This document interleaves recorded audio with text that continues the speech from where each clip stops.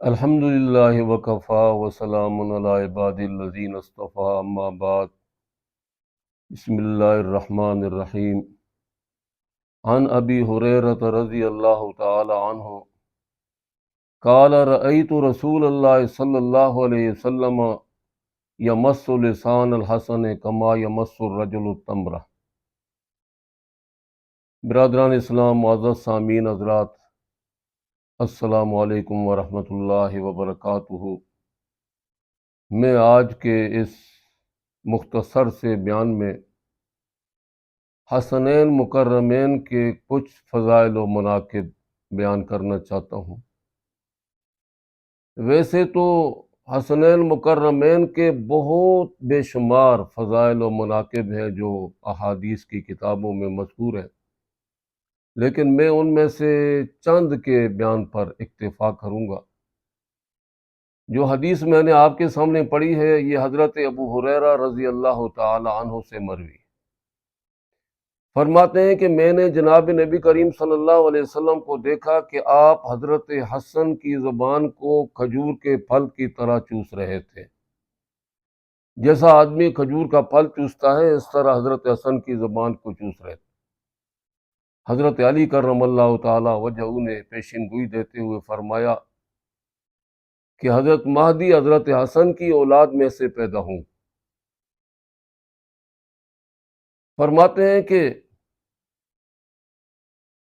ابو اسحاق سے روایت ہے، فرماتے ہیں کہ حضرت علی رضی اللہ تعالیٰ عنہ نے ایک مرتبہ اپنے بیٹے حضرت حسن کو دیکھ کر فرمایا کہ میرا یہ بیٹا سردار ہے، جیسا کہ رسول اللہ صلی اللہ علیہ وسلم نے اس کا نام رکھا ہے۔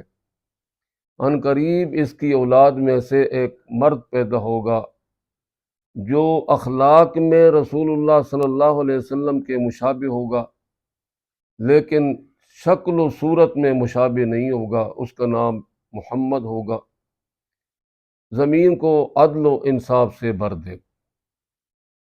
ایک دوسری حدیث میں حضور صلی اللہ علیہ وسلم نے فرمایا، جو کہ آج ہر ایک کی زبان پر جاری ہے، اور خطبہ اپنے عربی خطبات میں بھی وہ حدیث پڑھتے ہیں۔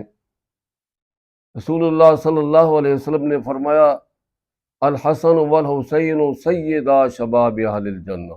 حسن اور حسین نوجوانان اہل جنت کے سردار۔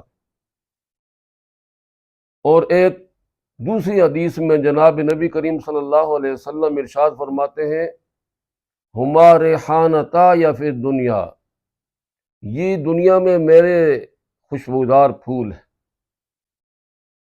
حضرت انس بن مالک رضی اللہ تعالی عنہ سے روایت ہے کہ حضرت صلی اللہ علیہ وسلم سے پوچھا گیا، یا رسول اللہ، آپ کے اہل بیت میں سے کون آپ کو سب سے زیادہ محبوب؟ فرمایا کہ حسن اور حسین۔ آپ حضرت فاطمہ رضی اللہ تعالی عنہ سے فرمایا کرتے تھے کہ میرے بیٹوں کو بلاؤ، جب وہ آتے تو آپ ان کو سونگھتے اور اپنے سینے سے لگاتے۔ حضرت حذیفہ رضی اللہ تعالی عنہ سے روایت ہے، فرماتے ہیں کہ ہم نے ایک دفعہ حضور صلی اللہ علیہ وسلم کے چہرہ انور پر خوشی کے آثار دیکھے تو ہم نے وجہ مسرت پوچھی۔ رسول اللہ صلی اللہ علیہ وسلم نے فرمایا کہ میں کیسے خوش نہ ہوں، وقد اتانی جبرائیل فبشرنی بان الحسن والحسین سیدا شباب اہل الجنہ۔ حضرت جبرائیل امین میرے پاس آئے تھے اور انہوں نے مجھے خوشخبری سنائی کہ حسن اور حسین نوجوانان جنت کے سردار۔ تو حضرت حسن اور حسین رضی اللہ تعالی عنہ نوجوانان جنت کے سردار ہیں۔ رسول اللہ صلی اللہ علیہ وسلم کا ارشاد۔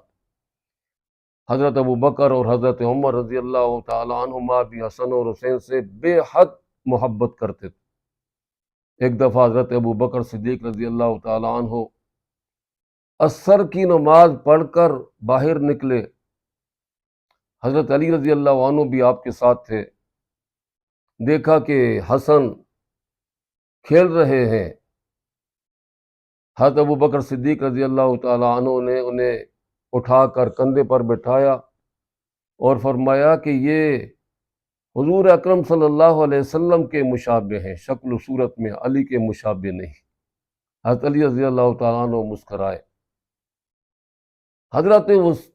حضرت عمر فاروق رضی اللہ عنہ بھی بے حد محبت کرتے تھے حسنین کے ساتھ، حسن اور حسین کے ساتھ۔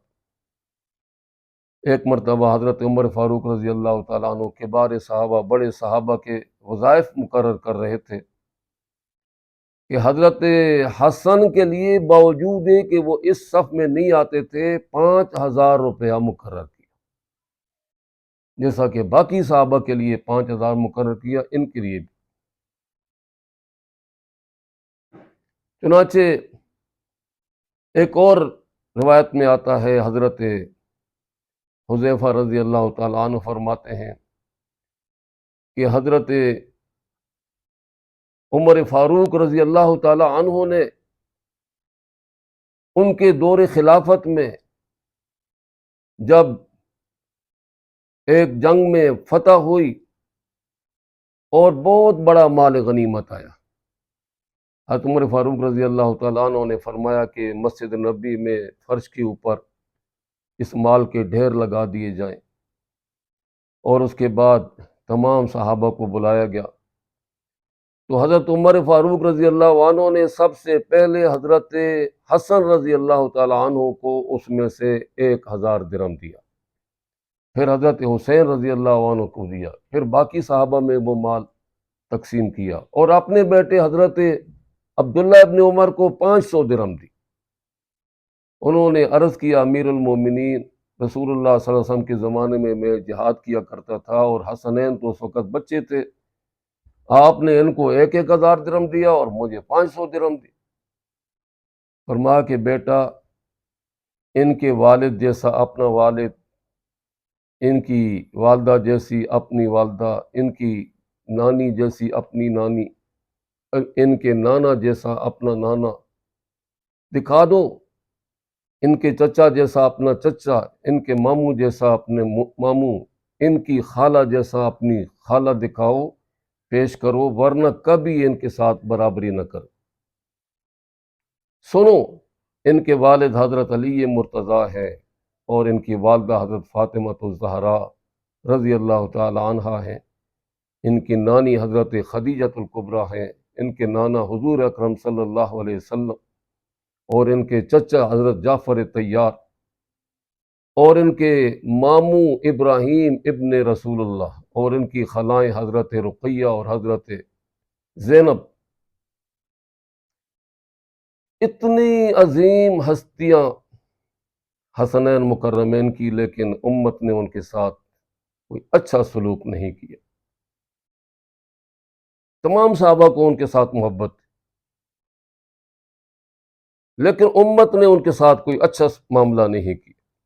حضرت حسن رضی اللہ تعالیٰ عنہ کو زہر دے کر شہید کیا گیا، حضرت حسین رضی اللہ عنہ کو میدان کربلا میں بال بچے کے سامنے بھوکا اور پیاسا شہید کیا۔ اب حالیہ دنوں میں انتہائی افسوس کے ساتھ اور غم کے ساتھ کہنا پڑتا ہے کہ اسماعیل ہنیہ، حماس کے چوٹی کے سربراہ لیڈر، ایران میں شہید کر دیے گئے۔ کافی عرصہ سے قطر میں مقیم تھے، یہاں آئے اور یہاں اسرائیلی حملے میں ان کی شہادت ہو گئی۔ ان کے لیے دعا مانگ سکتے ہیں، اللہ تبارک و تعالیٰ ان کو جنت الفردوس میں جگہ عطا فرمائے۔ بات یہ ہے کہ اسماعیل ہنیہ یہ ایک فرد کا نام نہیں تھا، یہ تو ایک تحریک کا نام ہے۔ انشاءاللہ یہ تحریک پہلے سے بھی زیادہ تیز ہوگی اور مسلمانوں کا قبلہ اول مسجد اقصیٰ آزاد ہوگا صہیونی دبدبے سے، ان کے غاصبانہ قبضے سے، اور مسلمان آزادی سے انشاءاللہ وہاں نمازیں پڑھیں گے۔ اللہ تبارک و تعالی ہمیں بھی وہ دن دیکھنا نصیب فرمائے۔ وآخر دعوانا ان الحمد للہ رب العالمین۔